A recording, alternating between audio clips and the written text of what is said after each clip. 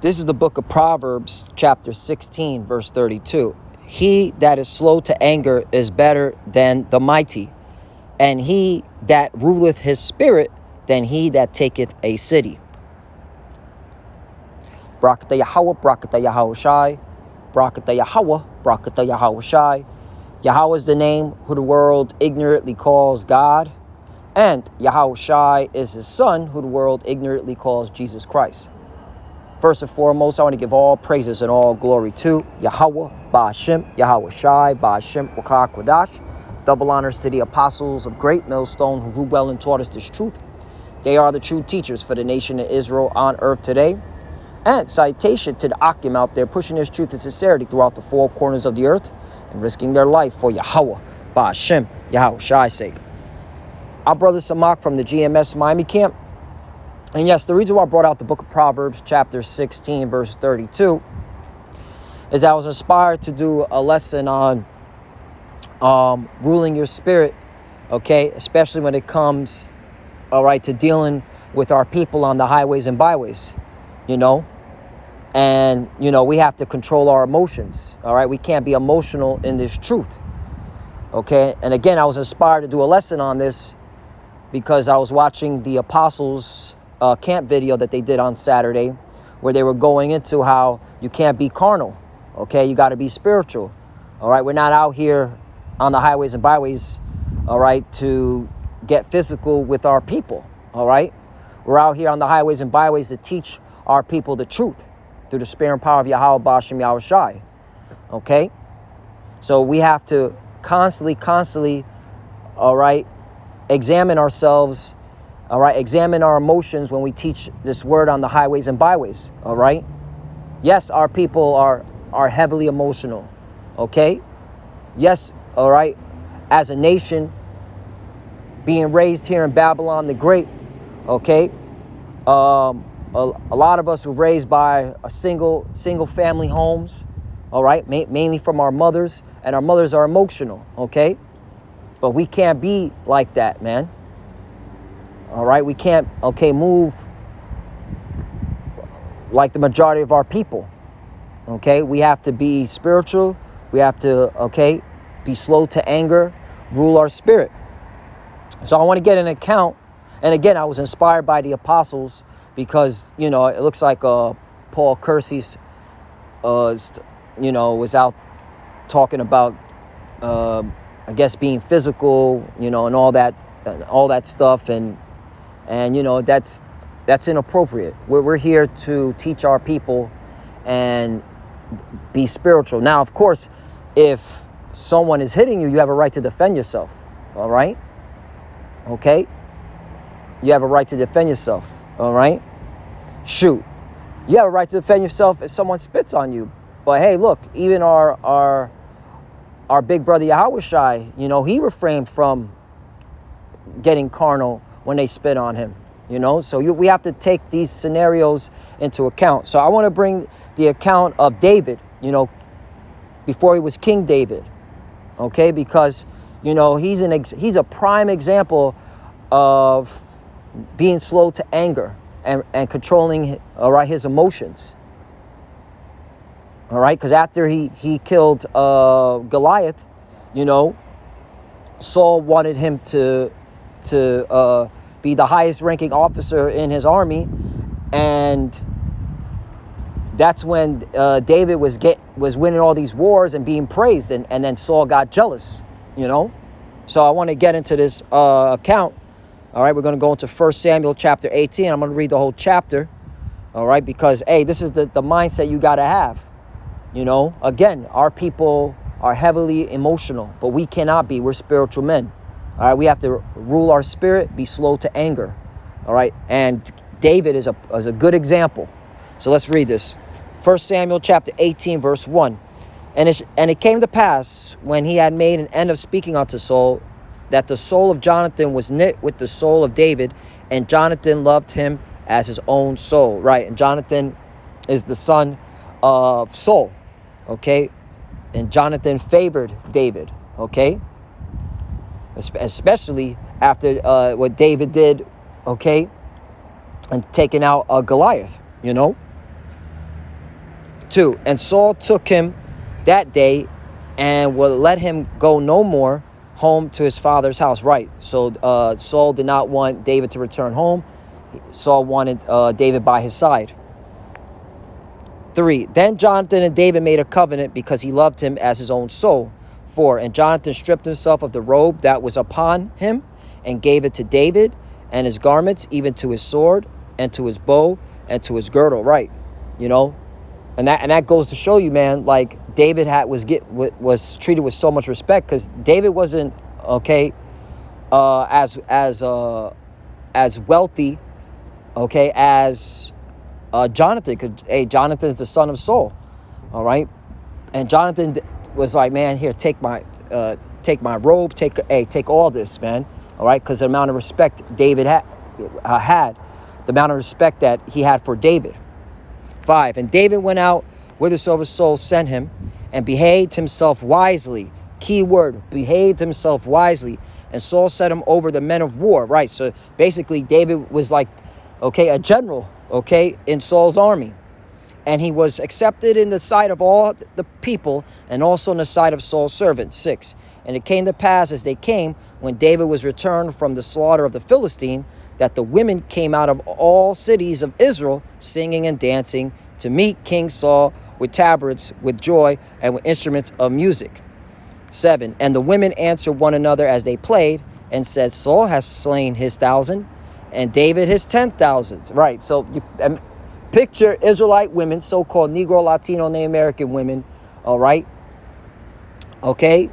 praising Saul and David, all right, but then, magnifying one over the another, all right, and our women do that all the time, all right. That's why look how they act in front when these rappers come to their city, Look how they act, all right. Or a football player, a basketball player come to their city, and some of them, be married, and they be changing their whole continents, all right, for these celebrities and for these sports players, so on and so forth. 8. And Saul was very wroth, and the saying displeased him, and he said, they have ascribed unto David 10,000, and to me they have ascribed but thousands.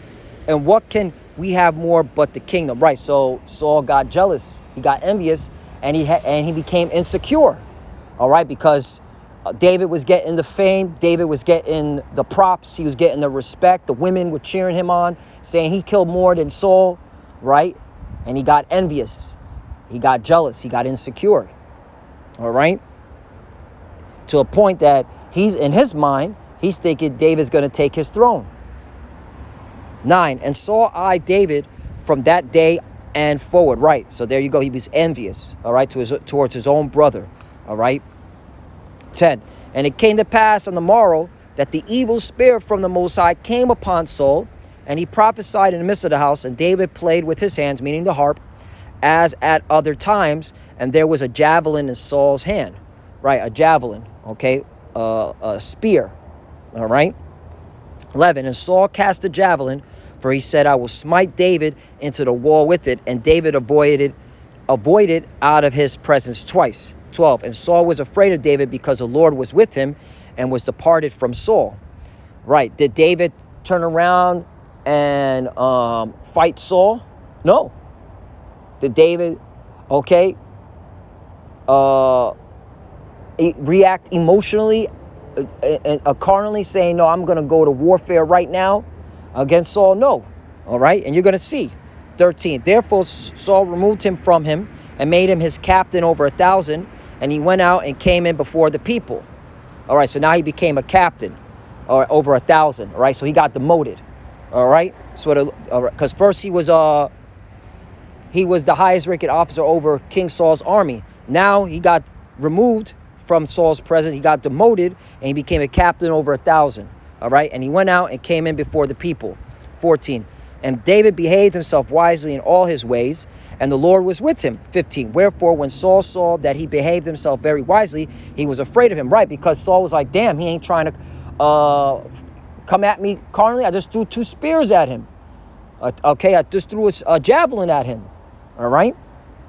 Because David was ruling his spirit. He was slow to anger. He wasn't emotional. All right, 16. But all Israel and Judah loved David because he went out and came in before them. Right, went out to battle. Okay, did his thing, came back. All right, respected the order. 17. And Saul said to David, behold, my elder daughter Merab, her will I give thee to wife, only be thou valiant for me and fight the Lord's battles. For Saul said, let not my hand be upon him, but let the hand of the Philistines be upon him. 18. And David said unto Saul, who am I? And what is my life, or my father's family in Israel, that I should be son-in-law to the king? Right. David was like, I'm not worthy. I'm not at a position to get this this gift, this honor. 18. And David said, and 19. But it came to pass at the time when Merab, Saul's daughter, should have been given to David, that she was given unto Adriel, the Meholathite, to wife. All right, so she was given to someone else. 20. And Michal, Saul's daughter, loved David, and they told Saul, and the thing pleased him. 21. And Saul said, I will give him her, that she may be a snare to him, and that the hand of the Philistines may be against him. Wherefore Saul said to David, thou shalt this day be my son-in-law in the one of the twine. Right, so Saul is still plotting against David. All right, still. 22. And Saul commanded his servant, saying, commune with David secretly, and say, behold, the king hath delight in thee, and all his servants love thee. Now therefore be the king's son-in-law. 23. And Saul's servants spake those words in the ears of David, and David says, seemeth it to you a light thing to be the king's son-in-law, seeing I am a poor man and lightly esteemed? Right, because David didn't have anything. He said, I'm a poor man. Okay, so he didn't feel he was worthy. All right, now this is after Saul's trying to kill him, and he's still showing the respect that still showing that level of respect for King Saul. 24. And the servants of Saul told him, saying, on this manner spake David. And Saul said, thus shall ye say to David, the king desire not any dowry, but 100 foreskins of the Philistines, to be avenged of the king's enemies. But Saul thought to make David fall by the hand of the Philistines. Right, so he was putting, David into a battle that he believed, this is Saul thinking this, he believed that David wouldn't win. All right? Because he gave him basically what do you call it? A task that can't be completed. All right. But the Lord was with David. All right. 26. And when his servants told David these words, it pleased David well to be the king's son-in-law, and the days were not expired. Right. And so again, David is just, all right, cool. I'll do that for to be your son-in-law. I'll get 100 Philistines foreskin. All right. 27. Wherefore David arose and went, he and his men, and slew of the Philistines 200 men. And David brought their foreskins, and they gave them in full tale to the king, that he might be the king's son-in-law. And Saul gave him Michal, his daughter, to wife. Right.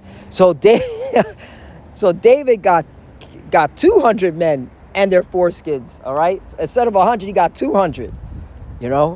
That because David was nice, man. He was nice in battle. But again, all right, he loved Saul, and he didn't, because you got to look at this deep, brothers and sisters. If King David would have, before he was king, if David would have went to war with Saul, okay, right after he done killed Goliath, all right, and basically broke the spirit of the Philistines. All right. If King David would have went to war with Saul, that means a civil war would have happened, and that the Philistines would have took advantage of that. Like, oh, look, there's division among Israel. All right. David was not stupid, man. Okay. David understood. All right. To keep the tribes unified, man. All right? Regardless if Saul, all right, was literally being a nigger, all right? Real talk. But he had to keep the unification of the 12 tribes, all right, because of the heathens, these damn Philistines, man. That's how you got to move, man. Even if you have an issue with a brother within your own camp, man, keep that shit in-house, man. Don't air that shit on fucking on the damn YouTube and start making thousands of videos about why this brother did you wrong, man. You keep that shit in-house and you sell that shit in-house, man. All right? We're in a spiritual battle, man. We got all these heathens watching us, man. Psalms 83, man. Those are our enemies, man. Okay? Let's continue on.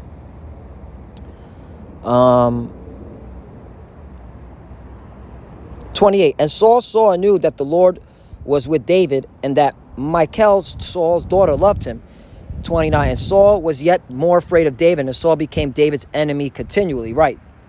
Again, David was just following orders, all right, and he ruled his spirit. He didn't go to war with Saul. Even though Saul was being a total, okay, being an embarrassment, like hating your own brother, all right? 30. Then the princes of the Philistine went forth, and it came to pass after they went forth that David behaved himself more wisely than all the servants of Saul, so that his name was much yet by. Right.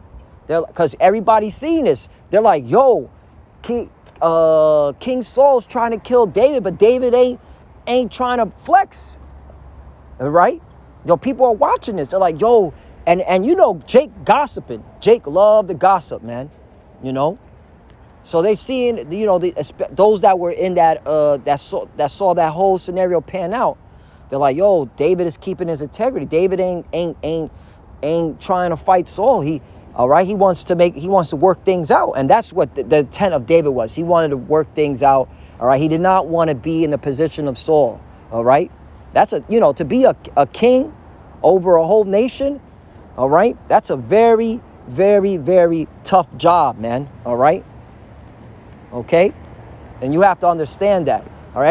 Everybody wants to be, thinks they got the answers. But when you're put in that position now, all right, to delegate these answers, all of a sudden people start getting nervous, and they start what's it called? They start acting irrational, emotional. Let's bring out this. So this is how you got to move, man. Look at King David, man. Saul was trying to kill King David, but King David kept his integrity. He loved, his people. He loved Saul. He didn't want anything bad to happen to Saul. All right? He loved his nation. Again, man, if he would have started a civil war against King Saul, all right, the Philistines and the rest of these heathens would have took advantage, man. All right? And you got to look at like that, man. All right? 2 Corinthians chapter 10, verse 3. For though we walk in the flesh, we do not war after flesh. And that's the spirit you got to be in, man. Okay? We do not war after the flesh. For the weapons of our warfare are not carnal, but mighty through God to pulling down of strongholds, right? And how do we pull down these strongholds? No, we don't get a gun. No, we don't get, paramilitary training, okay? You use the words of Yahweh Bashem Yahushua. You defeat, our enemies with the words, man, okay? I mean, come on, man. Now they're talking about Israel on national television. You got, it's over, man. These people are done, man. The cat's out of the bag, all right? We don't need to be carnal. We're spiritual people. For the weapons of our warfare are not carnal, but mighty through God to pulling down of strongholds. 5, casting down imaginations and every high thing that exalted itself against the knowledge of God, and bringing into captivity every thought to the obedience of Yahushua. 6, and having a readiness to revenge all disobedience when your obedience is fulfilled. Right. And when the time comes and the Lord, puts the spirit on certain men to have spiritual powers, then you get physical. All right. But this ain't the time. Right now, we're spiritual. All right. We're always spiritual. But this is the time just to push the word out. Okay. make foolproof our ministry, all right? And make Esau uncomfortable, okay? Make these Edomites uncomfortable and make our people uncomfortable, all right? With this word, all right? And yeah, our people are going to get emotional and they're going to get, okay, carnal, but you have to stay spiritual, man. You got to be slow to anger, just like David. So, you know, with that, Lord wonders us edifying. I want to give all praises and all glory to Yahweh, Ba'ashem, Yahweh Shai, Ba'ashem, Rakah Kodash. Double honors to the apostles of Great Millstone who ruled well and taught us this truth. They are the true teachers for the nation of Israel on earth today. And citation to the Akim out there pushing this truth and sincerity throughout the four corners of the earth and risking their life for Yahweh, Ba'ashem, Yahweh Shai's sake. Love you, brothers. Keep it door, keep the faith, keep pushing, keep fighting, keep studying. Pray without ceasing. Pray for each other. Pray for the apostles and elders. To the fuses that are watching, keep studying. When you pray, pray check cover. Shalom and abad ball. Shalom.